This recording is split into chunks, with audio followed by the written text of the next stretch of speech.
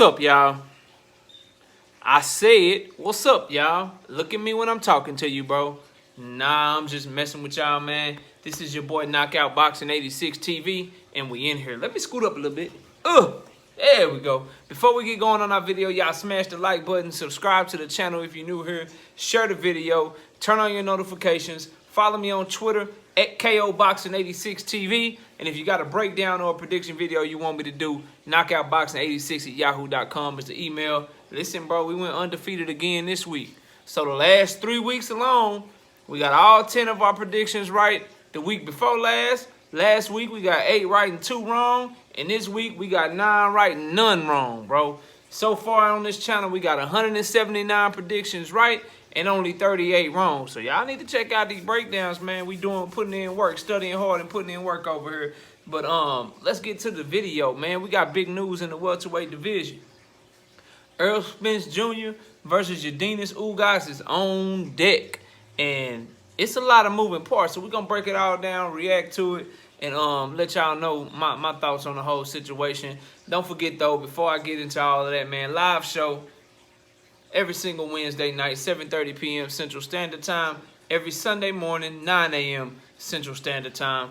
So y'all come through and hang out with me on those live shows for some fun boxing talk. But let's break this down. So, Al Heyman, the PBC, the WBA, whoever, somebody pulled a rabbit out of the hat, man.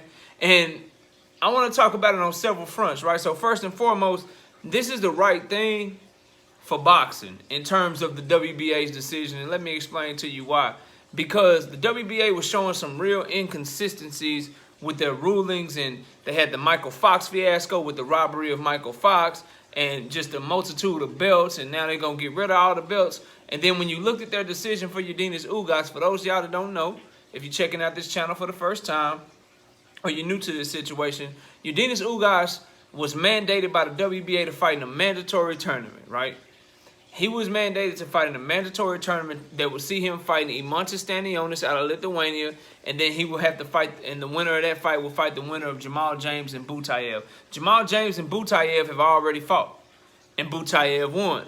So the winner of this Ugas and Stanionis fight was supposed to fight Butayev, but Yordenis Ugas wasn't happy with the ruling because Yordenis Ugas just defended his status as super champion against Manny Pacquiao in August of 2021. Meanwhile, up at middleweight, you have another champion in the WBA. His name is Ryota Murata. He was being allowed to unify with Triple G, Gennady Golovkin, up at 160 pounds. So it seemed like the WBA down at 147, they wanted this mandatory tournament, and they were mandating that that Ugas fight in this tournament to clear up the belts, but they weren't doing the same thing in another weight class. So it's very inconsistent, very unfair to Ugas. And so for the reasons of, and I was saying, look, if you're going to make Ugas do this shit, you need to make Murata do this shit. Or if you're going to let Murata unify, you need to let Ugas do what he want to do. And if that's unified with Spence, if that's unified with Crawford, if that's fight Keith Thurman, he deserves a chance to fight whoever he want to fight. And why don't you just let Stanionis fight Butayev? Or why don't you put another one of your highly ranked contenders in a tournament to become the mandatory for the Super WBA title? And it looks like that's what they finally decided to do. I don't know who paid who off.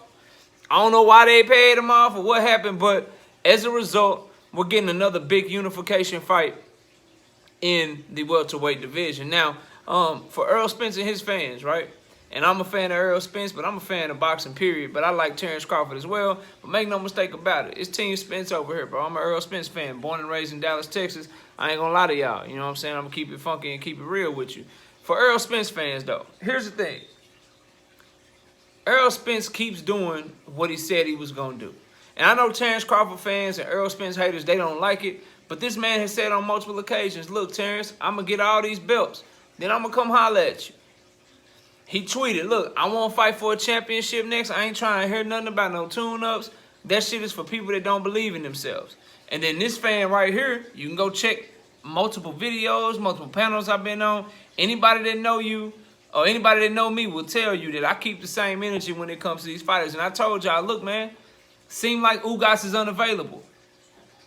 But the only fights I would be okay with is if Spence got a mandatory in the WBC or the IBF, or he fight Crawford, or if the WBA works some shit out with Ugas and he able to fight Ugas and Ugas' belt is on the line. Those are the only fights I want to hear from him based on what he told me as his fan, based on what he's been, how he's been moving and what he said he was gonna do. And the man keeps sticking up to his word. And I don't care what you say, love it, hate it, like it, loathe it, whatever the case may be. Anybody that comes off an accident takes on Danny Garcia, comes off an eye injury or an injury period, takes on another champion in Yordenis Ugas. That shit is to be respected. Now, they are reporting that this shit will be done for them to fight in March or April. And I can already hear the Terence Bud Crawford fans. I've seen some of your content, right? And what I would say is this narrative that's trying to be pushed now, oh, he taking on Ugas, nobody wants to see this. He ducking Terence Bud Crawford. A lot of you dudes were the same person that said you wanted Spence to get a tune-up first. A lot of you dudes were the same people that said, look, man, if Terence Crawford beat Errol Spence right now, because of his eye injury, he ain't going to get credit. People going to be making excuses for him. But now that's when you thought the tune-up would be somebody like Boots Ennis. That's when you thought it would be somebody like Virgil Ortiz. But now that Errol Spence is getting a fight with another champion, it has some people salty. Some people are upset because they know deep down that gives him more leverage in negotiations with Terence Crawford. And now if Errol Spence were to beat Yordenis Ugas, or Yordenis Ugas was to beat Errol Spence, whoever wins that fight goes into a Terence Bud Crawford negotiation for undisputed with all of the leverage. They would have 3 belts. And they would also have the better pay-per-view numbers, believe it or not, because Ugas did a pay-per-view with Manny Pacquiao, and that shit sold well, too. That shit sold better than anything Terence Crawford has ever done. And then you would anticipate that Errol Spence versus Ugas, based on Errol Spence's past history with selling pay-per-views, that would do good business. So the person coming to Terence Crawford is going to have belts. They're going to have leverage in terms of numbers and productivity and performance from a sales perspective. And so if you're a Terence Bud Crawford fan and you've been pushing the 50-50 line, or, hey, Terence Crawford accolades should get him X, it should get him Y, it should get him Z, if you've been pushing that, you're losing a leg to stand on. I feel like personally you already didn't have a leg to stand on, but this fight solidifies it. And so what I don't understand is boxing fans is to where we could dislike a fighter so bad to where now unification fights are shit. I'm hearing Terence Crawford fan, I'm streaming the fight. I'm streaming the fight. Don't nobody want to see that fight. I'm streaming the fight. But a lot of you dudes were the same people saying, oh, he trapped by Boots. He trapped by Boots, man. He trapped by Boots. Look, he got to fight Boots Ennis. He got to fight Boots Ennis if he don't fight Terence Crawford. Like, bro, anytime a champion fighting another champion, I don't understand that shit. And as a fan, at least the man is telling us what he gonna do. He said he gonna get these belts and he want to see Terence Crawford last. Now, I think it's because he wants the Terence Crawford fight to be as big as possible. And he's saving the best fighter for last because that's gonna be the biggest fight. Terence Crawford fans may say, nah, he's doing it because he know he's going to lose and he ducking them. Whatever you may think, the man said he going to get all these belts, then he coming to see Crawford. That's what he said, bro. And he's doing that shit. As far as the fight for the welterweight division, I don't see how any boxing fan will be upset with this fight. Furthermore, Crawford won't even be ready to fight in March. They're reporting this could be either February, March, or April. If it's in February, Terence Crawford just fought in November. December, January, February. He ain't going to be ready in 3 months. If the fight is in March, Terence Crawford just fought in November. December, January, February, March. That's 4 months. Terence Crawford ain't going to be ready to fight in 4 months, especially a fight this big, if the fight is in April. Terence Crawford fought in November, December, January, February, March, April. That's 5 months. Terence Crawford hasn't fought on a 6-month notice since 2018. As he's gotten older, his fights have gotten further between. And that was against opponents that aren't nearly as good as Errol Spence. So you Terence Bud Crawford fans that are screaming that Errol Spence is ducking him by taking on this Yordenis Ugas fight, you really believe in your heart of hearts that Terence Bud Crawford is going to fight the biggest fight of his career on one of the shortest notices of his career since he became champion, specifically one of the shortest notices of his career at 147 pounds. It just don't make sense, bro. It just don't add up. And I don't understand, like, this is for all the marbles. This is for the big kahuna if they meet up for undisputed. So if you Terence Bud Crawford, what do you do? This is my last little piece. If I'm him, I don't know, bro. Like, he could wait. If this fight is in March, then him and Spence or him and Ugas, whoever wins, they could do something towards the end of next year. But I don't want him to wait. So then you get to what are some realistic opponents, right? And you look at how things move. I'm hearing Josh Taylor being thrown out there. I think that's a bad idea for Terence Bud Crawford. Because it means a few things, right? I don't think that Bob Arum is going to feed Josh Taylor to Terence Crawford unless Terence Crawford signs back with him. And I've had somebody tell me, well, Bob Arum said he do Terence Crawford and Josh Taylor on a one-fight deal. Bob Arum also said that Tyson Fury was fully vaccinated. He also said that. Bob Arum also said that that Al Heyman doesn't exist. He also said that. Bob Arum also said that Tyson Fury and Anthony Joshua was done multiple occasions. He also said, so we can't take him for his word, bro. And then if you Terence Crawford, this man done shitted on you, right? This man done mispromoted you. Do you really believe, as a Terence Crawford fan and Terence Crawford team and himself, that if you do sign to fight a one-fight deal with Bob Arum and Josh Taylor for a one-fight deal for your welterweight crown, you really think they won't try to screw you over? And then furthermore, if the Spence fight is what you really want, Josh Taylor already got a fight in February, bro. February 26th to be exact. He won't be ready to fight Terence Crawford till the fall of 2022, which could push a potential fight with Spence back to the end of the year or even early 2023. Nobody wants to wait that long. We tired of waiting, right? So I don't think Josh Taylor is the move. Number one, because I think they'll try to screw him over. Number two, if you do get the fight and you ain't getting screwed over, that means Bob Arum wants you to sign a multiple fight deal with him to fight Josh Taylor, and then you go back to that whole top rank versus PBC, fights hard to make, all that bullshit. You free right now if you Terence Crawford.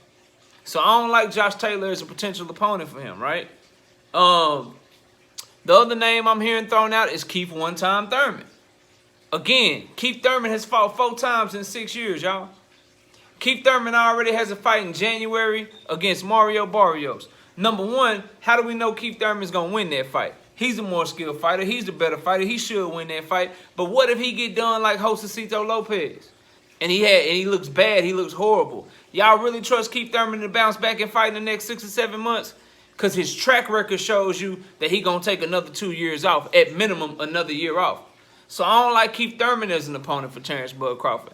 If you Terence Bud Crawford, I think the best possible opponent for you, if you look at the WBO rankings, see if you can get a fight done with Virgil Ortiz, The Zone, Golden Boy Promotions over there, Oscar De La Hoya, Eddie Hearn, those guys, because the Golden Boy fighters, they still currently fight on The Zone. They'll be much more amicable. They'll be much more willing to do a one-fight deal with you.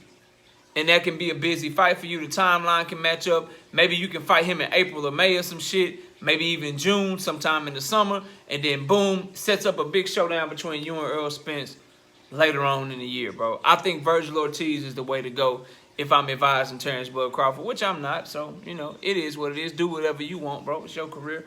But the Keith Thurman idea, he already got a fight at the beginning of the year. The Josh Taylor idea, too much bullshit going on over there. I wouldn't trust. Bob Arum is a spiteful, petty dude, bro. He a spiteful ass, petty dude. You leave him, and he know you got that Errol Spence fight right around the corner. You think you had to knock Josh Taylor smooth the hell out, bro, on a one-fight deal, straight up and down, or you have to sign a multiple fight deal. And Bob still might try to screw you over because trust me, he has showed he want to promote somebody that looks, sound, act, talk, you know, that's from the same area of the world. He much more amicable, much more willing to promote somebody like Josh Taylor over somebody like Terence Bud Crawford. That's just a fact, bro. That ain't no race baiting bullshit. That's a fact. So if you Terence Bud Crawford, if you want this Spence fight, the best thing for him, if he want to stay busy and he don't want to wait like 9 months to a year to fight Spence after fighting Porter in November, the best bet for him is going to be to fight in the summer. In the spring or the summertime, kind of put him on that same time frame with Errol Spence, now that he knows Errol Spence is fighting Yordenis Ugas. And that means taking on somebody like Virgil Ortiz in May or June, maybe even July or some shit. You know what I'm saying? To keep himself active, keep himself in the gym and fresh. And Virgil Ortiz is good ass test, bro. Good ass opponent. I hear Boots Ennis. I think that's a great opponent. I just don't think Terence Crawford will do that. And he can fight Virgil Ortiz, who's ranked in the WBO ahead of Jerron Boots Ennis. So all in all, I think it's good news for the welterweight division. Champions should be allowed to fight other champions over anything else, bro. That's how we get to undisputed. So the WBA, for all the shit that I give them, all the tweets I've been sending out, all the videos I've been making about their bullshit, they got this one right. And as a result, we get a big-time unification fight between Errol Spence Jr. and Yordenis Ugas in either February, March, or April is what they're reporting. The date ain't been finalized yet. And if you Terence Bud Crawford, you one step to undisputed, and you ain't even have to do shit. That boy Spence still doing all the heavy lifting for you, man. But y'all let me know y'all thoughts, man. Comment down below. Smash the like button. Subscribe to the channel. Share the video. Turn on your notifications. Follow me on Twitter at KOBoxing86TV. If you got a breakdown or a prediction video you want me to do, knockoutboxing86@yahoo.com is the email address. And also, man, live shows every Wednesday night, every single Wednesday night, 7:30 p.m. Central Time. We also go live every Sunday morning, 9 a.m. Central Standard Time. But I appreciate y'all watching the video. Enjoy the rest of your day. And with that, we out of here. Peace, y'all.